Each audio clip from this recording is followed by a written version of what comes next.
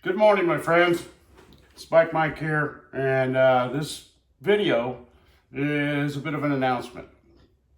So I've decided that I'd like to spend a little time sharing with you guys some of the adventures from my life, some of the things I've learned, some of the information that I've gained along the way, and the purpose of this is kind of in hopes that you don't bump your head like I did. Maybe it can prevent some of the pain that you may or may not go through, and just kind of ease the road a little bit. The name of this series is going to be called Wisdom Sucks. I think if you understand what I mean, then you're probably chuckling a little bit right now. But yeah, the truth of the matter is you don't really gain wisdom without experiencing some adversity along the way. At least most humans that I know. And my wish is that possibly me sharing some of my experiences will give you the opportunity to bypass some of that pain and maybe think a little bit before you act. That's one of the things that's been difficult for me to learn. And, now I turned 60 a few days ago. And now at this point in my life, I have enough wisdom to prevent some of the hard knocks and the bumps. So on this first episode, I haven't really given any pre-thought as to what I wanted to talk about. But first off, I think what I'm going to do is discuss a little bit about the principle of honesty, and how exercising honesty, primarily self-honesty, has really kind of changed my life. Before, when I was in my teens and 20s, like most human beings, what I did was I just kind of acted on impulse and did whatever I wanted. And I found myself in a bag of shit more than once, and lived through some difficult consequences.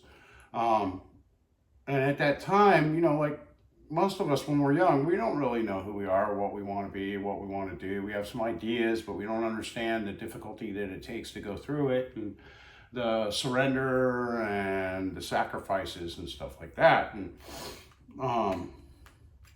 like the majority of the baby boom culture that grew up in the 60s and 70s and the late 50s and stuff, rock and roll hit big, and it really looked like a lot of fun, and it's something that I wanted to do.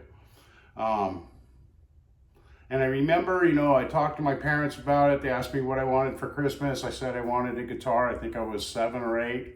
And I got my first guitar. It was a really neat old K hollow body, built after the Gibson 335. Really neat guitar. And I started to take lessons. And I think maybe 3 or 4 weeks into the lessons, my instructor realized that I wasn't practicing. And there was a stipulation that I needed to practice, or he was not going to be involved with trying to teach me. There's no point. And my parents tried to discipline me and so on and so forth. And I think that the ideas sounded good about being a rock and roll star, but I didn't understand you had to work at it. That was the point of honesty of self-honesty that wasn't there for me. Even though people explained that to me, that I could be whatever I wanted to be, I didn't understand that you had to work for it. I thought rock stars were born. I thought Jimi Hendrix came out of the womb, ripping off these licks that were amazing. And, it didn't make sense to me.